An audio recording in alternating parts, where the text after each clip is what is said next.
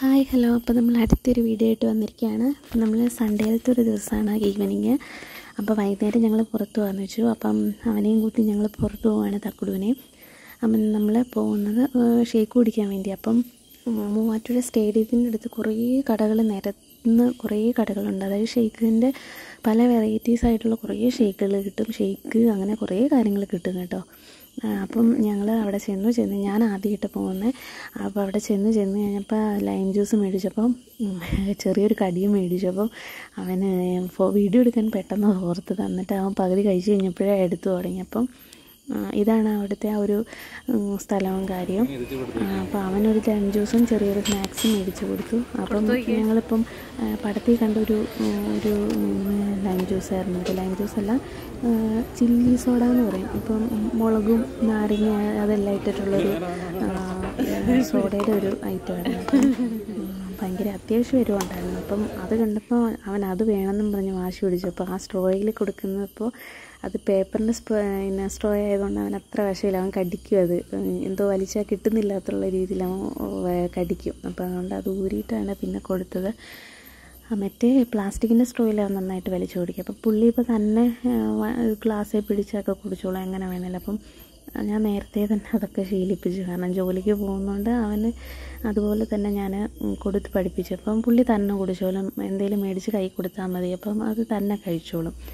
അപ്പം അങ്ങനെ അവനത് കുടിച്ചു. അവനത് പകുതിയോളം അവനാണ് കുടിച്ചത്. കഴിഞ്ഞിട്ട് പിന്നെ പുള്ളി അത് പതുക്കെ ബെഞ്ചിൽ വെക്കുന്നു, പിന്നെ കഴിക്കുന്നു, കുടിക്കുന്നു. അത് തന്നെ പിന്നെ അത് കഴിഞ്ഞിട്ട് ഞാനൊരു ഫ്രൂട്ട് ഫലൂഡ വരുത്തി. അപ്പോൾ അത് ഞാൻ കഴിച്ചു. പിന്നെ അത് താമസമുണ്ട് കേട്ടോ, നല്ല താമസമുണ്ട്. കാരണം പലരും ഒന്ന് കുറേ ഓർഡർ കൊടുത്തു കഴിഞ്ഞിട്ട് അത് ചെയ്ത് കൊടുത്തിട്ടൊക്കെയാണ് നമ്മൾ പിന്നെ ഒന്ന് ഓർഡർ കൊടുത്തത്. അങ്ങനെ ഒത്തിരി താമസമുണ്ട്, കിട്ടാനൊരു താമസമുണ്ട്, അത്രയേ ഉള്ളൂ. പക്ഷേ സാധനം അടിപൊളിയായിരുന്നു. ഞങ്ങൾ 2 ലൈം ജ്യൂസ്, ഒരു ചില്ലി സോഡ, പിന്നെ ഇങ്ങനെ ഫ്രൂട്ട് സലാഡ്, അത് ഫ്രൂട്ട് ഫലൂഡ വരുത്തി. അപ്പോൾ അത് അവന് കൊടുത്തു കഴിഞ്ഞപ്പോൾ അവന് വേണ്ട. കാരണം അവൻ്റെ വയറ് നിറഞ്ഞു. അപ്പോൾ അതിൻ്റെ വയറ് ഫുള്ളായി. കാരണം 2 ലൈം ജ്യൂസിൽ പകുതി അവനാണ് കുടിച്ചത്. പിന്നെ ഒരു കടി കഴിച്ചു. പിന്നെ എന്താ അത്രയൊക്കെ മതിയില്ല. പിന്നെ ചില്ലി സോഡ അവൻ കുടിച്ചു. അപ്പോൾ അവൻ്റെ വയറ് ഫുള്ളായി. അപ്പോൾ ഞങ്ങൾ അവിടുന്ന് ബില്ലൊക്കെ കൊടുത്തിട്ട് ഇറങ്ങി. പിന്നെ നമ്മൾ ചെറിയ മീൻ മേടിക്കാനായിട്ട് പിന്നെ ഞങ്ങൾ ഇറങ്ങി.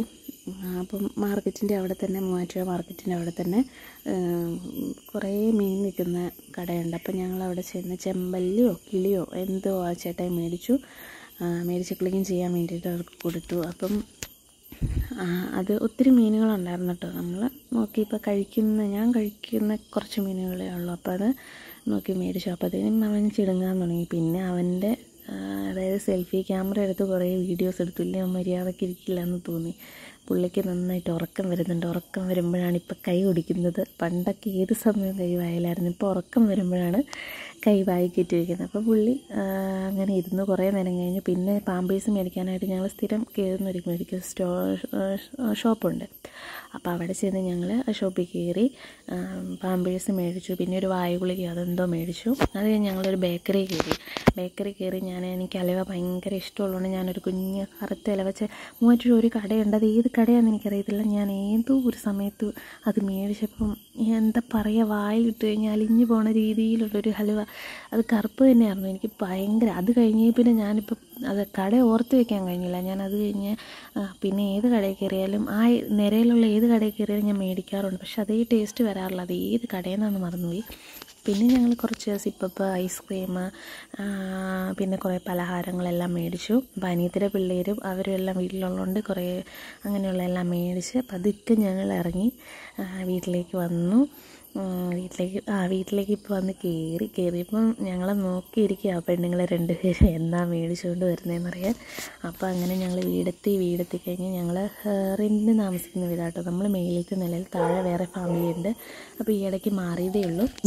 അപ്പം ഞങ്ങളങ്ങനെ പതുക്കെ വണ്ടിയൊക്കെ നിർത്തി സ്റ്റെപ്പൊക്കെ കയറി ചെന്ന് അപ്പോഴത്തേനും നോക്കിയിരിക്കുക. പാവം പിന്നെ ഒരാൾ മൂത്തവൾ ഉറങ്ങി, രണ്ടാമത്തവൾ നോക്കിയിരിക്കുമായിരുന്നു എന്നെ കൊണ്ടുവരാമെന്നറിയാം.